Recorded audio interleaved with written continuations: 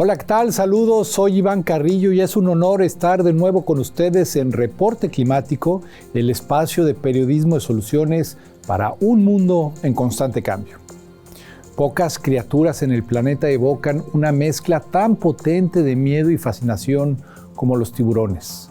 Moldeados por la cultura popular como depredadores implacables, la realidad es que su historia es mucho más compleja y su presente mucho más frágil.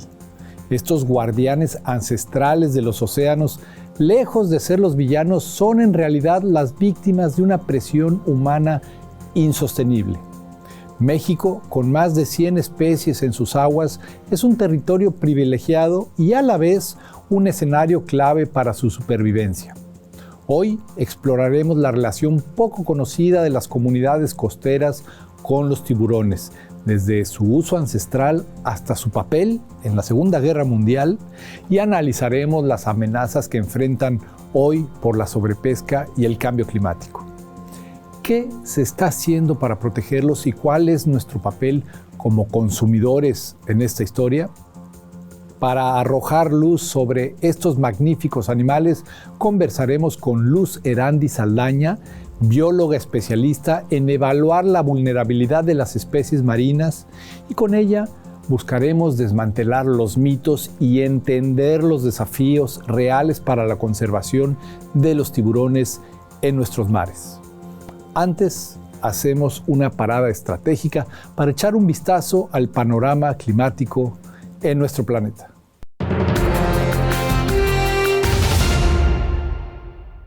Las especies grandes y carismáticas, como los tigres o los tiburones, suelen ser el rostro de las campañas de conservación, pero paradójicamente podrían estar siendo olvidadas por la ciencia. Un nuevo estudio publicado en PLOS Biology revela una tendencia preocupante. Estas especies icónicas aparecen cada vez menos en la literatura científica reciente sobre biodiversidad.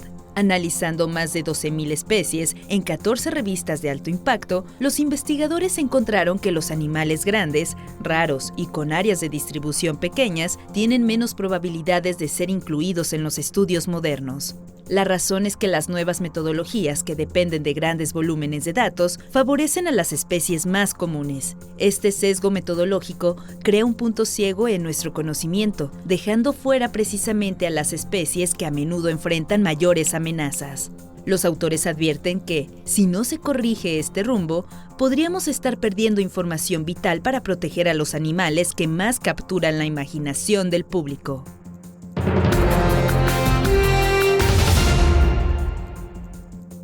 La gestión de bosques por parte de las comunidades locales es una de las estrategias de conservación más importantes del mundo. Pero, ¿qué impulsa realmente a las personas a participar? Una nueva revisión global que analiza décadas de estudios ofrece respuestas claras. Los investigadores encontraron que la motivación más fuerte son los beneficios económicos directos, como ingresos por la venta de madera o ecoturismo.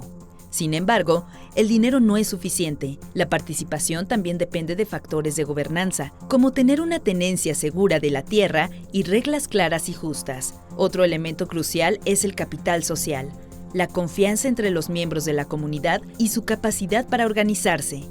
El estudio concluye que para que la conservación comunitaria sea exitosa, no basta con ofrecer incentivos económicos. Es fundamental empoderar a las comunidades, asegurar sus derechos sobre el territorio y fortalecer sus lazos sociales.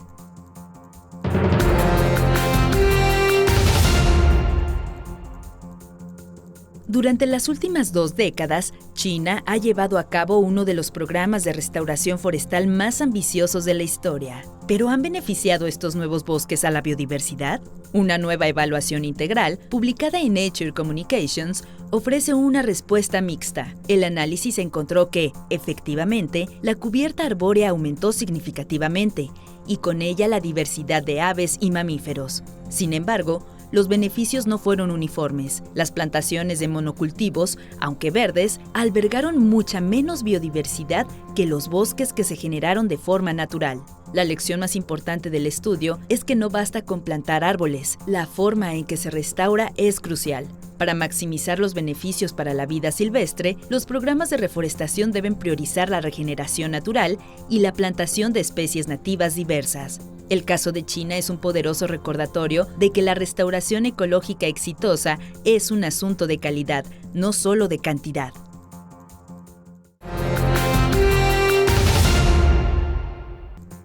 Los tiburones son supervivientes evolutivos, con más de 400 millones de años de historia en los océanos. Como depredadores tope, desempeñan un rol crucial en la regulación de las poblaciones marinas, manteniendo el equilibrio y la salud de los ecosistemas. México es un hotspot de biodiversidad de tiburones, con más de 100 especies habitando sus aguas.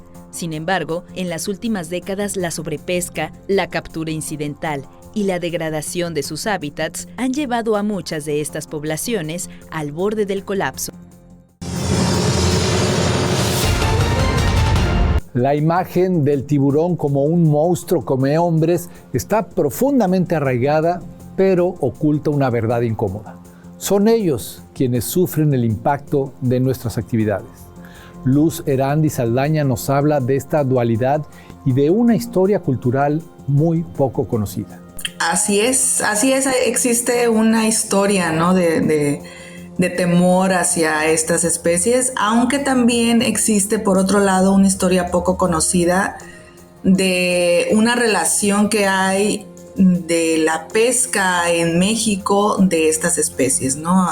Usualmente empezó más en cuanto a temerles, pero cuando hacemos una revisión histórica también nos damos cuenta de que los tiburones han estado siempre ahí en los mares mexicanos y hay una relación cultural con las comunidades, ¿no? costeras. Esa relación histórica es fascinante, desde registros arqueológicos hasta un inesperado rol en la Segunda Guerra Mundial.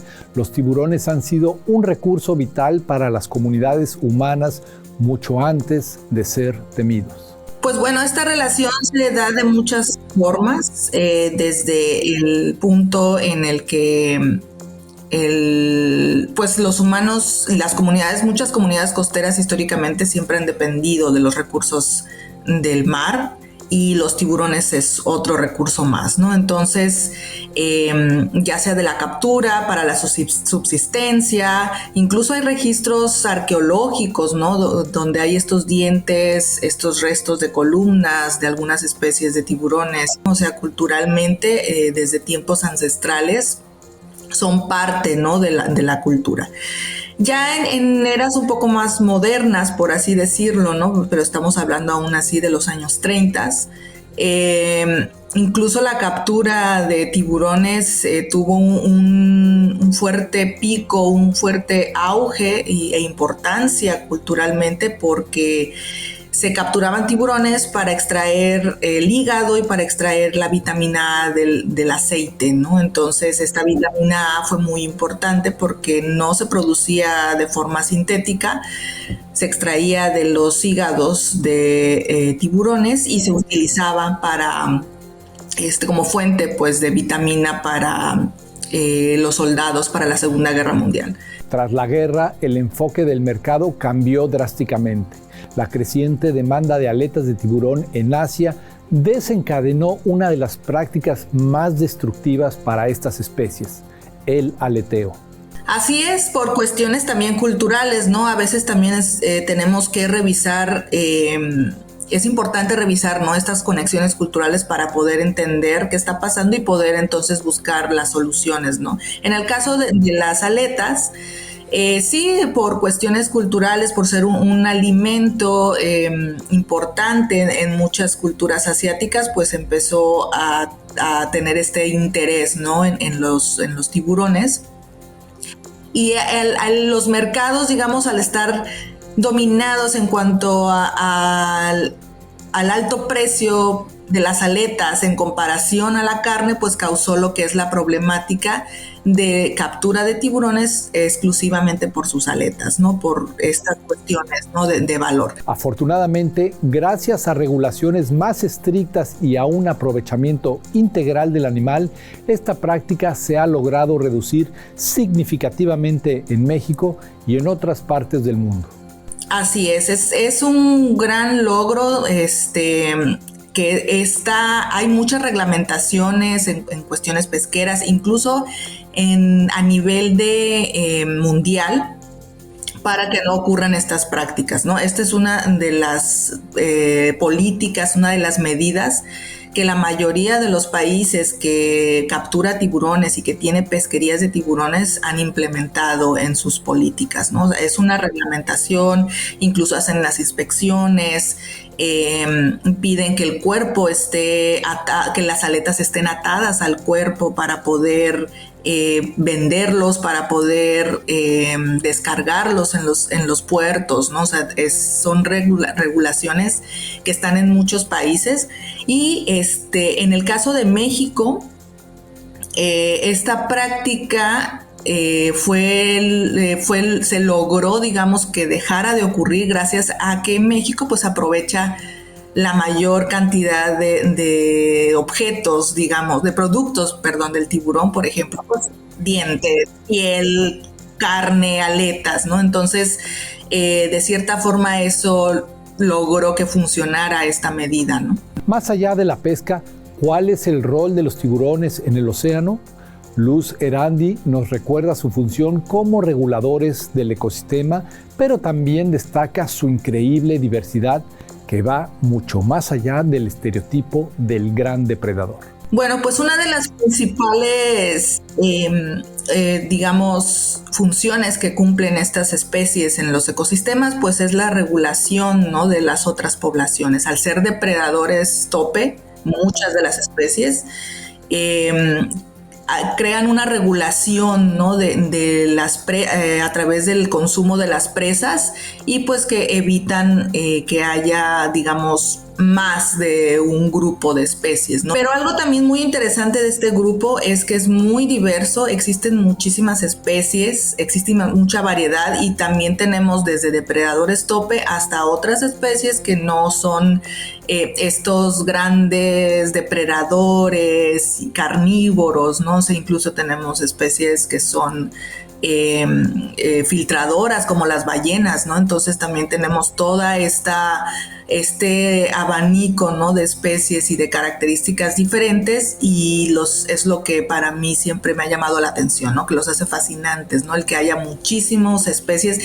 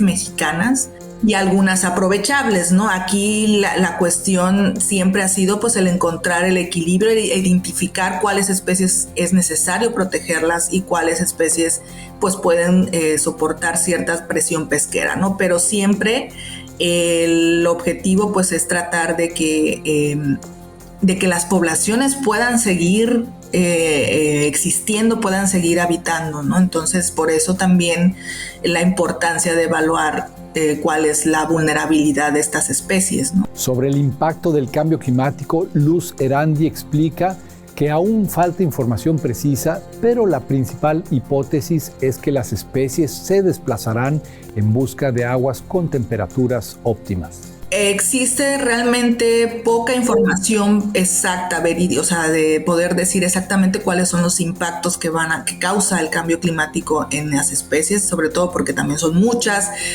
habitan en muchos lugares y entonces todavía no queda como un poder decir, es que el cambio climático va a impactar de esta forma a todos los tiburones. No tenemos todavía ese conocimiento, se siguen haciendo muchos estudios. La mayoría de las investigaciones pues se centran en que el cambio climático va a ocasionar que a lo mejor se muevan hacia otros lados buscando condiciones óptimas de temperatura sobre todo, ¿no? Hacen esta relación y empiezan a ver si a lo mejor se distribuyen en otras áreas. Pero en relación a los desafíos, existe el problema de lo que es las pesquerías, ¿no? O sea, las pesquerías al final de cuentas pues son una actividad extractiva. El mayor desafío sigue siendo la sobrepesca. La falta de datos suficientes dificulta establecer cuotas de captura que garanticen la regeneración de las poblaciones, aunque se está trabajando para cerrar esa brecha de información.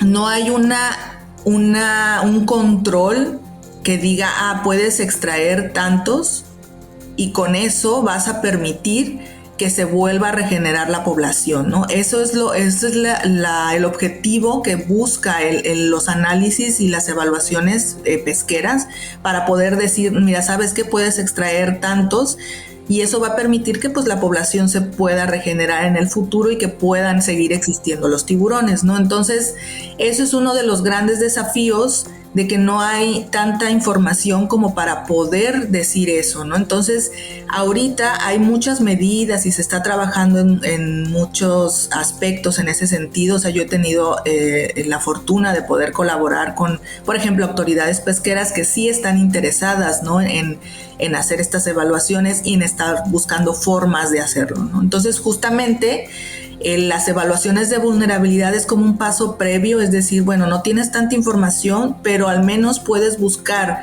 algunos datos y utilizar esos datos para empezar a ver cómo están las cosas, cómo está la vulnerabilidad y empezar a ver prioridades, ¿no? De especies, bueno, a lo mejor estas son más prioritarias, a lo mejor estas necesitan una protección, a lo mejor estas necesita que trabajes más para poder obtener esos datos y entonces decir qué está pasando, ¿no? La inclusión de varias especies de tiburones en la lista de CITES ha sido un paso fundamental. Esto obliga a los países a demostrar que su comercio es sostenible, una medida que busca regular el mercado global. Sí, así es. CITES, pues como por ser la convención que se encarga del comercio internacional de especies amenazadas, tanto de fauna y flora, o sea, a nivel mundial, lo que se busca es que el comercio de especies no cause la extinción, ¿no? de especies. Entonces trata de regularlo. En este sentido, muchas especies de tiburones se encuentran listadas en las CITES. Esto significa que debe de existir un documento que emita la autoridad CITES en cada país que indique que la población está siendo pescada de forma sustentable, entonces puede ser exportada, ¿no? O sea, digamos, tiene que ir junto con el permiso de exportación y todo el proceso de exportación. Entonces, esa es una de las tantas formas que hay que están tratando de regular el comercio y por lo tanto evitar la extinción de las especies, ¿no?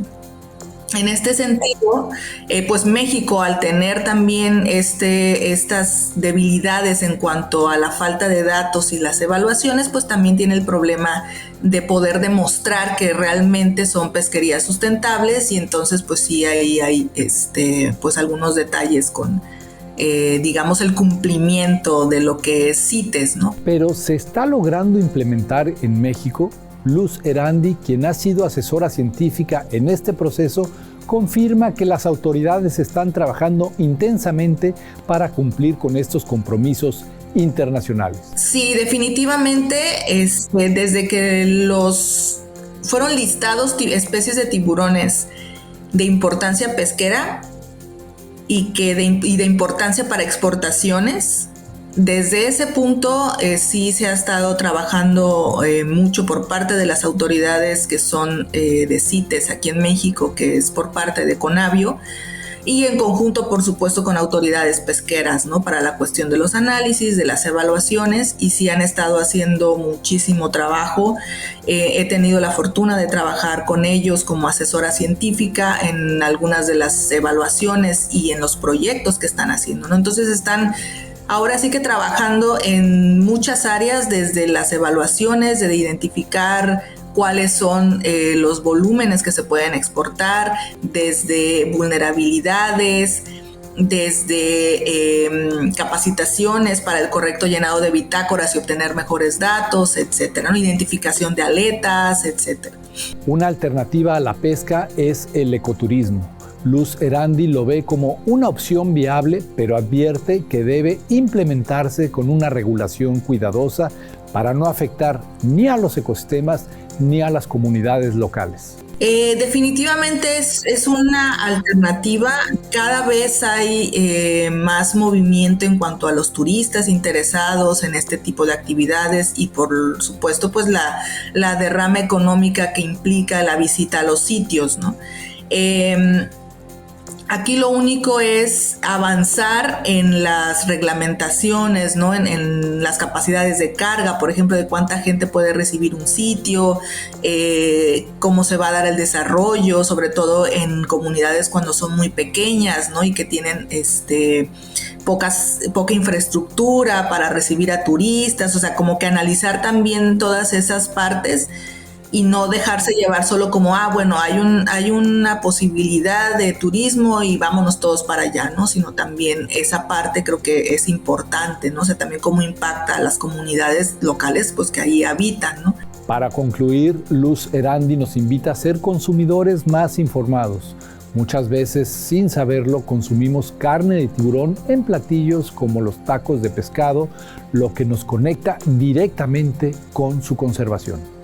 Y a veces, aunque digamos que no tenemos ninguna relación con tiburones, a veces los estamos consumiendo en nuestros tacos de pescado, a veces incluso en carne que nos venden y no sabemos ni siquiera de qué pescado es. Bueno, puede ser tiburón, puede ser de una raya. Entonces realmente sí tenemos esta relación de consumo, ¿no? O sea, hay un alto consumo de carne de tiburón en México y eso es algo que no todos sabemos, ¿no? Entonces creo que debemos estar un poco más informados, también como consumidores ser un poco más de responsables, ¿no? De lo que estamos consumiendo y empezar a identificar si es tiburón o me están vendiendo algo cuando en realidad es tiburón, etcétera, y empezar, ¿no? Como a tener un despertar, digamos, como consumidores de qué estamos obteniendo, ¿no? Del mar.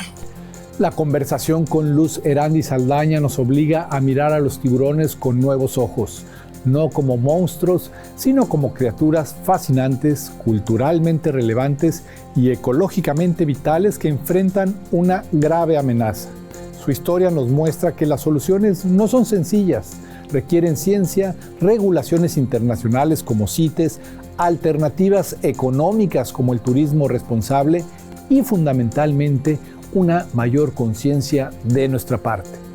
La próxima vez que comamos un taco de pescado, quizá valga la pena preguntar qué hay en él, porque como hemos visto, nuestra conexión con los guardianes del océano es mucho más cercana de lo que imaginamos. Con esto llegamos al final. Gracias por habernos acompañado en Reporte Climático. Yo soy Iván Carrillo y les espero en nuestra próxima emisión con más periodismo y soluciones para un mundo en constante cambio.